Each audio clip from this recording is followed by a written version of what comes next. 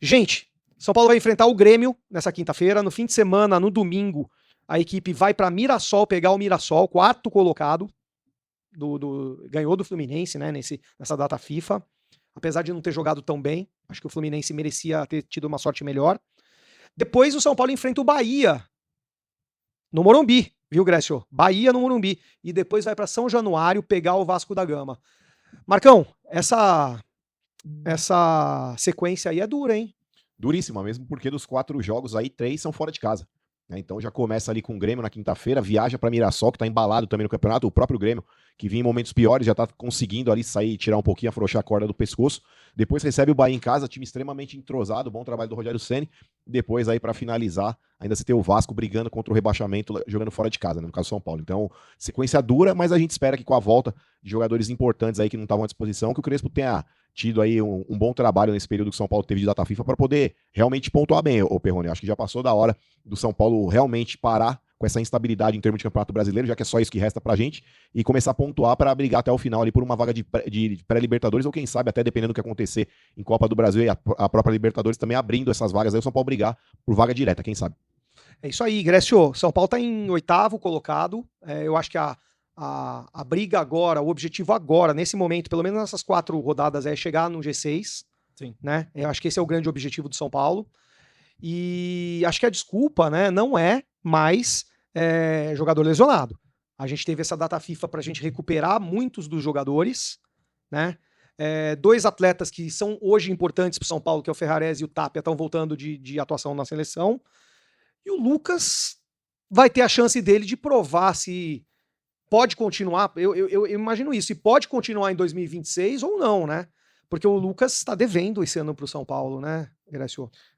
Eu, sinceramente, eu concordo que ele tá devendo, mas eu acho que o Lucas, diferente do Oscar até, eu acho que o Lucas não é discutível a permanência dele. Eu acho que pra mim é um dos melhores jogadores do São Paulo tecnicamente. Eu acho assim, que ele tem que ficar no São Paulo. Lógico, teve problemas com lesões. E o Lucas, fisicamente, ele é um grande jogador, fisicamente. E eu acho que após essas lesões, já foi na parte médica, já viu qual foi o problema, já foi resolvido, teoricamente. Agora é ajustar pra ele estar bem fisicamente, pra ele mostrar o seu grande futebol, que ele tem um grande futebol. No Brasil, pra mim, é um dos melhores jogadores. Eu acho que ele pode crescer bastante. Eu tava vendo aqui a classificação. O São Paulo em 8º, vai ter ainda o Mirassol, né, que é o 4º, e vai ter o Grêmio que tá em 13º. Você falou sobre as questões de financeiras, né? Que o São Paulo ele precisa estar na Libertadores. Assim, uma coisa que a gente precisa entender: o grande problema do São Paulo é financeiro.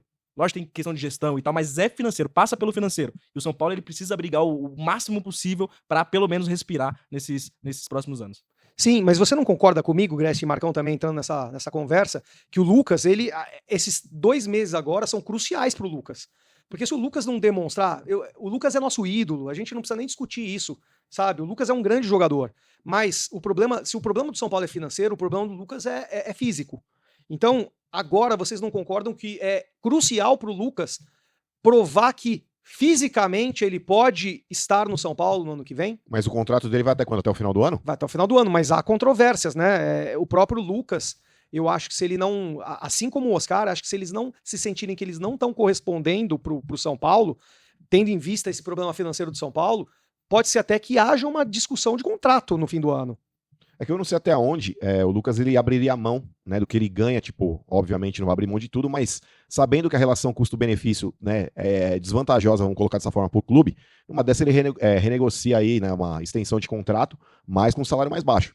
O Oscar, por exemplo, ganha 3 milhões por mês, parte paga pelo patrocinador. Metade, né? se eu não me engano. Não, 1 milhão. 2 milhões de São Paulo banca e 1 milhão o patrocinador do São Paulo banca, em relação ao Oscar. O Lucas acho que é só o clube que paga o salário dele. Mas é que nem, por exemplo, o Oscar, 3 milhões por mês é uma relação custo-benefício pro São Paulo que não tem vantagem nenhuma. Até agora, a gente não viu o Oscar entregar nem, sei lá, 1/10 do que o salário que ele ganha em termos de dinheiro investido na contratação. Então, tanto o Oscar quanto o Lucas, eu acho que vale uma conversa para se estender um vínculo com os jogadores, desde que o salário seja reajustado. Eu acho que não faz sentido, num momento como esse, pela entrega de cada um que eles podem oferecer para o São Paulo, continuar pagando esse salário. E, Grécio, você falou hoje, nos seus canais, nas suas redes de comunicação, que era preciso repensar o Oscar. Você falou isso. E você falou isso antes do Oscar se lesionar. Sim. Né? Foi um post meu de dias atrás que eu puxei do Twitter pro Instagram. Isso, você reacendeu essa discussão, mas sem saber que o Oscar estava lesionado de novo, dessa vez na panturrilha. É preciso agora repensar de vez o Oscar E digo mais pra vocês. A gente vai entrar daqui a pouco no assunto Luciano, né? Porque o Luciano teve uma sondagem forte aí e teve uma grande discussão em torno do Luciano. O São Paulo, no ano que vem, vai ter que tirar alguns medalhões, né? Eu vou citar alguns pra vocês. Medalhões. Oscar, Lucas, Luiz Gustavo, Luciano, Arboleda e Caleri, só pra falar em 6, tá? Medalhões. Tem até o Wendel ainda, que eu colocaria também, que é um medalhão também, e que a gente pode ser que tenha que repensar tudo. Esse 7 aí, é óbvio que o São Paulo não vai mandar o 7 passear, nada disso. Todos têm contrato, enfim. Mas se vocês fossem o presidente do São Paulo e vocês teriam que tirar desses 7, pelo menos aí uns 4. Quem vocês tirariam? Começando com você, Grécio. Eu acho que há de se pensar o Oscar. Como você mesmo disse, né? Sim. Ainda mais pelos problemas. Cara, tem o negócio da China, né? Todo jogador que vem da China pro São Paulo, meu Deus do céu. Menos o Hernanes, hein? Sim, não salvou. Não, mas o Hernanes, ele não tava passando pela China. Ele ia pra China, aí ele veio pro São Paulo pra depois ir jogar na China. Quando voltou da China, foi mal. Ele não tava na China quando Não. ele veio pro São Paulo? Ele Tanto veio é que pro time chinês, só que ele veio pro São Paulo pra ele até ter ritmo de jogo. Quando ele foi pra China, que ele continuou na China, aí ele voltou pro São Paulo e foi mal. Tá. Porque eu lembro que o São Paulo, em 2017, eu tava no Morumbi, eu tava na sala da presidência junto com alguns outros amigos e influenciadores. A gente tava discutindo, cobrando o Leco, tá? Em off, porque a gente cobra na cara dos presidentes. E o Leco, ele confessou pra gente no dia que o Pinotti tava conversando com o Hernanes, que era à noite lá. E que no dia seguinte que a gente foi lá, por coincidência, o Hernanes foi contratado. Pra salvar a gente, hein, Marcão? 2017, né? Quem vocês tirariam aí, gente? É só o Oscar? Cara, o Luiz Gustavo também, eu acho que sim. É. Pelo amor de Deus, né, mano? Aliás, eu acho que o Luiz Gustavo, no final do ano, ele vai repensar a continuidade como jogador de futebol. Continuidade da carreira. Ele passou por um problema gravíssimo nessa tromboembolia pulmonar. Então, realmente, já ele tá, tipo, recuperado, podendo ter uma vida normal, já é um milagre. Então, o fato dele continuar como jogador, eu acho que ele vai repensar no final do ano e talvez ele nem permaneça. Não no São Paulo, como jogador. Acho que ele tem até pela experiência que ele tem, carreira internacional, até para permanecer no futebol, mas não jogando, não atuando, pode tentar de repente uma carreira aí como dirigente, como treinador, etc, mas acho que como jogador profissional ele vai abandonar. Eu, assim, dando a minha opinião para vocês, e conversando com gente do mercado, principalmente gente que reconstruiu o Flamengo, eu tive uma conversa com o ex-diretor financeiro do Flamengo nesse fim de semana, na sexta-feira, o Valim Vasconcelos, tá? Ele era diretor financeiro da gestão Bandeira de Melo. Quer dizer, o cara, sabe o que ele falou pra mim? Na verdade, ele falou pra muita gente, que eu tava numa palestra, né? Inclusive lá no São Paulo mesmo, promovida pelo São Paulo. O Valim, ele falou que ele pegou o Flamengo com 800 milhões de dívida, quase perto do São Paulo, porém com 200 milhões de receita. O São Paulo tem 700 milhões de receita hoje.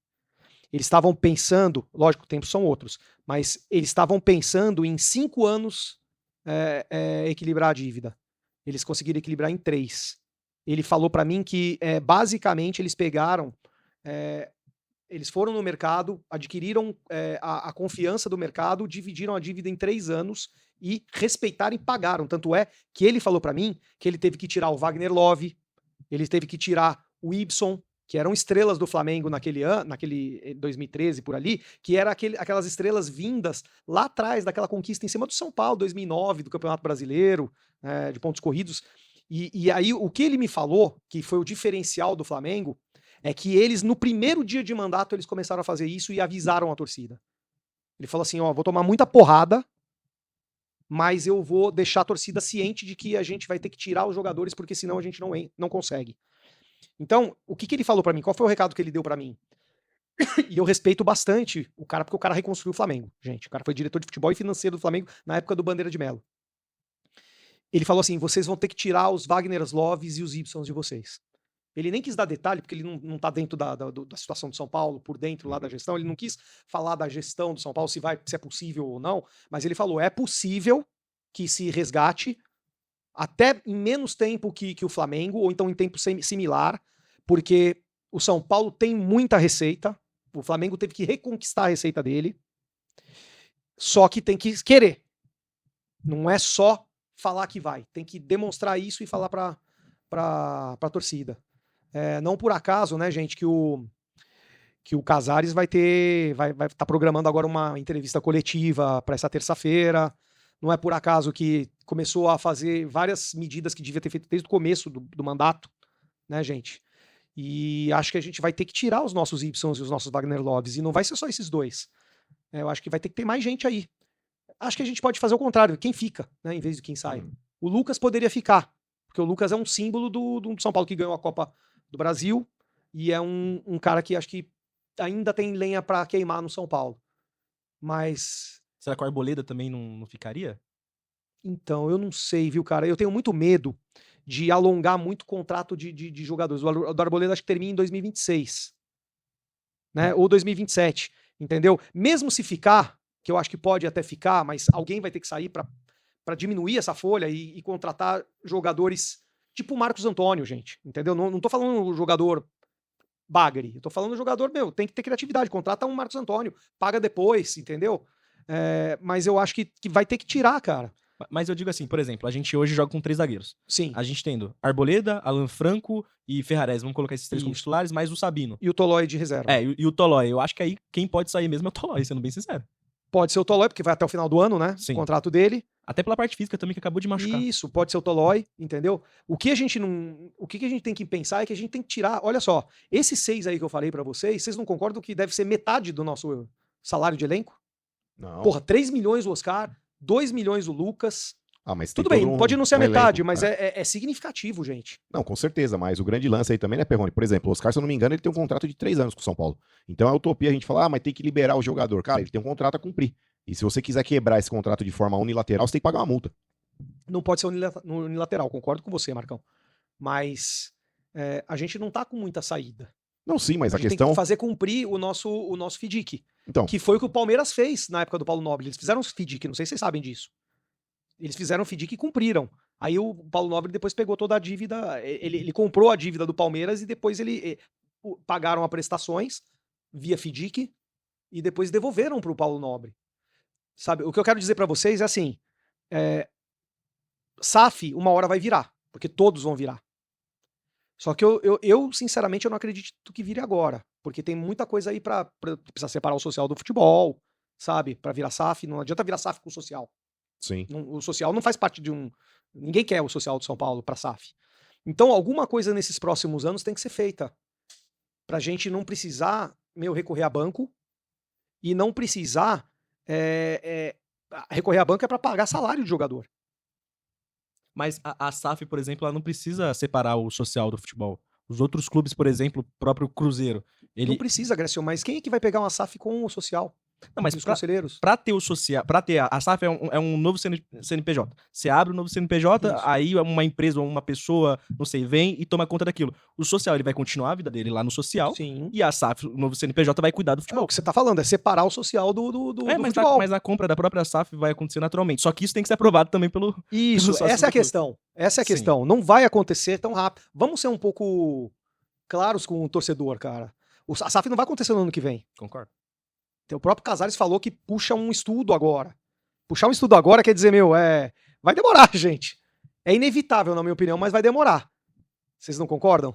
Eu concordo plenamente. Né? Deixa eu botar um nome na mesa aqui. Luciano, que é um cara que foi super importante agora nesse ano pro São Paulo, mas ele vem de altos e baixos, né? Ele oscila, né? E ele sabe que ele falhou esse ano, né? Eu acho que não é culpa dele, porque, muito jogador machucou e ele tava lá pra jogar. Mas ele mesmo sabe que falhou. Ele teve uma sondagem do Vasco da Gama. E não só do Vasco, tá? Antes dele assinar de novo com o São Paulo, em 2023, lá no fim de 2023, em dezembro, ele teve sondagem do mundo árabe. Eu não desacredito que ele volte a ter sondagem do exterior.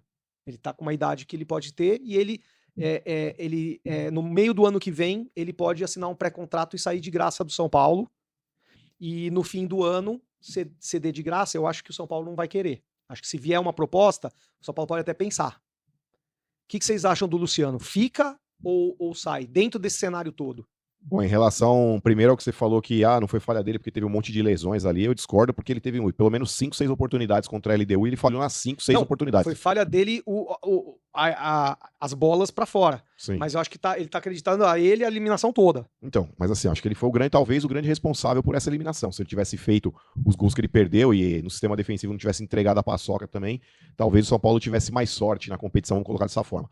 Com relação à saída do Luciano, Perrone, se fosse presidente de São Paulo, ainda pretenderia a manutenção do jogador. Eu acho que pelo cenário onde São Paulo não tem um grande aporte financeiro para ir atrás de um atacante com a qualidade que ele tem, apesar do mau momento, né? Então acho que você manter um cara que já está no elenco ali para você não ter que se desfazer e depois ter que correr atrás de uma outra opção, acho que valeria a pena, mesmo que fosse para perder ele no final do ano que vem de graça. Então, tá, isso que eu ia te perguntar, manter alongando mais um ano para que ele possa ser vendido no fim de 2026, por exemplo, São Paulo ganhar alguma coisa, ou manter o contrato até o fim e dispensar o jogador, entendeu? Então, valeria a pena uma conversa para uma extensão de mais um ano, mas eu duvido que o jogador assinaria, né? Por uma questão. Vai querer aumento. Exato, e assim, nenhum jogador assina contrato de um ano hoje em dia, é muito difícil. Então, o cara ele quer ter uma estabilidade, né? A família, enfim, se tiver que mudar de áreas aí que seja por 3 anos, mas aí ele não vai se sentir valorizado, sabe? Se você oferecer o contrato de renovação por mais um ano, o jogador e o staff do jogador já vai fazer bico, enfim.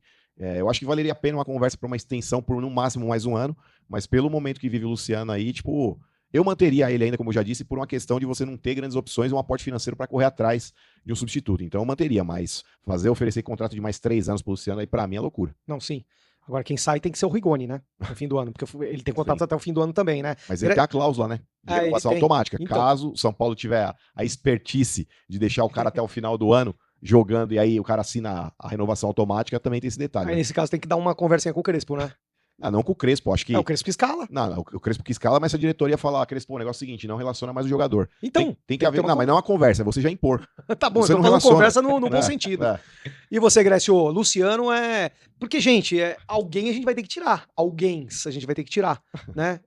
Tem Lucas, tem Oscar, tem Luciano, tem Arboleda, tem Luiz Gustavo, tem Caleri, entendeu?